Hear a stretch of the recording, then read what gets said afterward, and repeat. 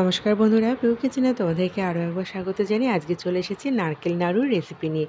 নারকেল নাড়ু বানাতে গিয়ে অনেক সময় পাক ধরছে না, ঝরঝরে হয়ে যাচ্ছে, নাড়ু সাদা হচ্ছে না। সব সমস্যার সমাধান তোমরা পেয়ে যাবে এই ভিডিওতে।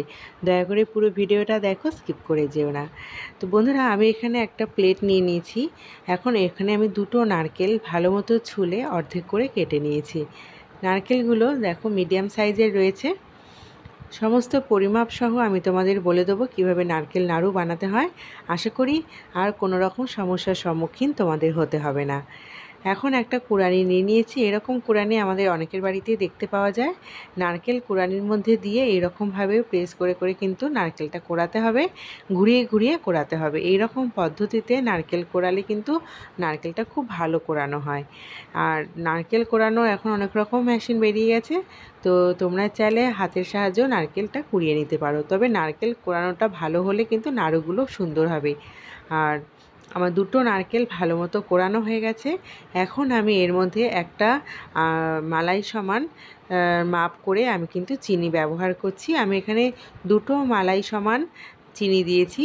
টোটাল 250 গ্রাম চিনি এখানে রয়েছে।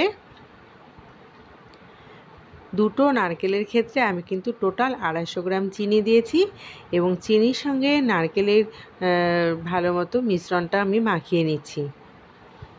দেখো, নারকেল কোড়ানোটার সাথে আমি চিনিটা ভালো মতো মাখিয়ে নিচ্ছি একটু হাতের সাহায্যে। এতে কী হবে, আমার নাড়ুগুলো কিন্তু খুব সুন্দর হবে এবং খেতেও নরম সফট হবে। আমি এখন সমস্ত কিছু একটা কড়াইয়ের মধ্যে ঢেলে নিচ্ছি, কারণ এটা গ্যাসে বসানোর আগে তৈরি করে নিতে হবে আমাকে প্রসেসটা। তো তার জন্য একটা বড় পাত্র দরকার। আমি একেবারে কড়াইটাই নিয়ে নিলাম। কড়াইটার মধ্যেই আমি নারকেল নাড়ুটা তৈরি করব। এখন নারকেল আর চিনিটা ভালো মতো এর মধ্যে মাখিয়ে নেব। আর এখানে 5 টাকা দামের একটা আমুল দুধ নিয়েছি। এটা সব দোকানেই পাওয়া যায়। আমুল দুধের গুঁড়োটা পুরোটাই আমি দিয়ে দিলাম নারকেল কোড়ানোটার মধ্যে। এখন 3টে উপকরণ একসঙ্গে ভালো মতো আমি মেখে নিচ্ছি। মাখাটা যত ভালো হবে নাড়ুটাও তত মোলায়েম হবে এবং নাড়ুটার গাও কিন্তু তত মসৃণ হবে। অনেক সময় নাড়ু বানাতে গেলে নাড়ুটা ঝরঝরে হয়ে যায়, পাকটা ঠিকমতো হয় না, চিনি কম বেশি হয়ে যায়। তো আশা করি আজকের এই ভিডিওটা দেখার পর তোমাদের আর কোনো রকম সমস্যার সম্মুখীন হতে হবে না। আমি এখন কড়াইটাকে গ্যাসের ওপর বসিয়ে দিয়েছি, গ্যাসটা জ্বালিয়ে দিয়েছি। লো টু মিডিয়াম ফ্লেমে রাখবো গ্যাসের আঁচ। আর কন্টিনিউ এইভাবে নাড়াচাড়া করব, না হলে কিন্তু নারকেলের তলাটা ধরে যেতে পারে। আর খুব সাবধানে এই কাজটা করতে হবে, কারণ গ্যাসের ফ্লেম কিন্তু হাইতে দেওয়া যাবে না, লো টু মিডিয়ামে রাখতে হবে। আর কন্টিনিউ নাড়াচাড়া করে দেখতে হবে যে আমার একটা আঠালো ভাব এসেছে কিনা। আঠালো ভাব আসা মানেই নারকেলটা পাক দেওয়া যাবে। তো সেই রকম হাতে নিয়ে মুঠো করে দেখতে হবে নারকেলটা আমার পাক হচ্ছে কিনা বা নাড়ু সাইজে আসছে কিনা। যতক্ষণ না আসবে কন্টিনিউ কিন্তু নাড়াচাড়া করতে হবে বন্ধুরা। আর আমি এখানে গুঁড়ো দুধ দিয়েছি, এই কারণে গুঁড়ো দুধ দিলে কিন্তু ভেতরটা খেতে খুব সুন্দর হয়, একটা যেন ভেতরটা মোলায়েম থাকে, মালাই মালাই একটা ব্যাপার চলে আসে, আর নাড়ুগুলো দেখতে খুব সুন্দর হয়। তোমরা কিন্তু চাইলে লিকুইড দুধও এখানে ব্যবহার করতে পারো। দেখো, আমার নারকেলটা কিন্তু চিনিটা গলে গেছে এবং হাতে নিয়ে আমি দেখছি যে নারকেলের পাকটা হয়েছে কিনা। তোমাদেরকেও এই জিনিসটা মাঝে মধ্যে ফলো করতে হবে। আর নারকেল নাড়ু কিন্তু খুব তাড়াতাড়ি ঝরঝরে হয়ে যায় ঠান্ডা হয়ে গেলেই। তো গরম অবস্থাতেই কিন্তু এটা নাড়ু পাকাতে হবে।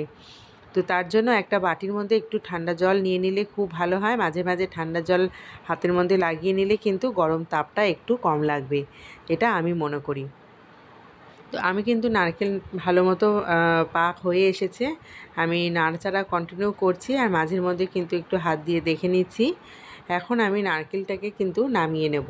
অনেকে এর মধ্যে কিন্তু চাইলে একটু এলাচি পাউডার দিয়ে দিতে পারো, অথবা একটু কর্পূরের দানা দিয়ে দিতে পারো, মানে সেন্টটা খুব সুন্দর আসে, ফ্লেভারটাও সুন্দর আসে। তবে আমি কিন্তু আজকে এগুলো কিছুই ব্যবহার করিনি, এলাচি পাউডারও দিইনি আর কোনো রকম কর্পূরও এখানে আমি দিইনি। তো আজকে নর্মালভাবেই তৈরি করেছি, কিন্তু খেতে অসাধারণ হয়েছে বন্ধুরা। একবার এই রকম পদ্ধতিতে তোমরা নারকেল নাড়ু বাড়িতে তৈরি করে দেখতে পারো। যারা নারকেল নাড়ু বানাতে গিয়ে অনেকবার সমস্যার সম্মুখীন হয়েছে, আশা করি আজকের ভিডিওটা দেখার পর আর কোনো রকম সমস্যা তোমাদের হবে না।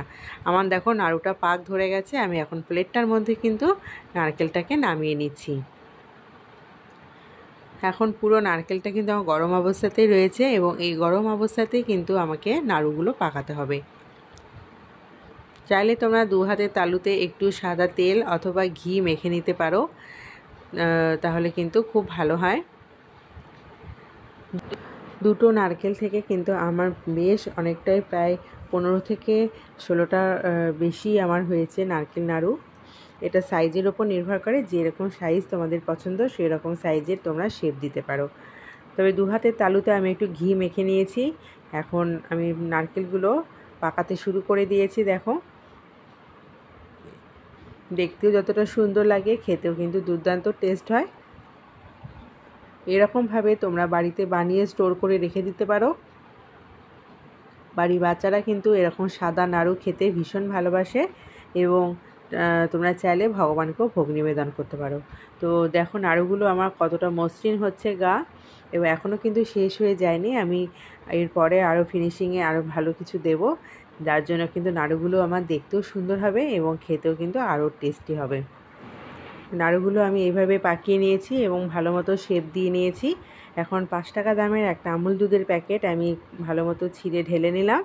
এখন আমুল দুধের মধ্যে একটা করে নাড়ু আমি দিয়ে ভালো মতো কোট করে নেব। দেখো কিভাবে আমি তৈরি করছি। এইরকমভাবে নারকেল নাড়ুগুলো তৈরি করে রেখো বন্ধুরা, দেখতেও সুন্দর লাগে, খেতেও সুন্দর লাগে, এবং মুখে দিলেই যেন মিলিয়ে যায়। আজকের রেসিপিটা আশা করছি তোমাদের ভীষণ ভালো লেগেছে। আর যদি রেসিপিটা ভালো লেগে থাকে অবশ্যই পুরো ভিডিওটা দেখার পর একটি লাইক করে দিও, তো কমেন্টস করে জানিও তোমাদের কেমন লাগলো, আর বেশি বেশি করে শেয়ার করে দিও। আর নতুন বন্ধু কেউ এসে থাকলে প্লিজ চ্যানেলটি সাবস্ক্রাইব করে পাশে থাকা বেল বাটনটি প্রেস করে দিও। আজকের মতো এখানেই শেষ করছি। টাটা।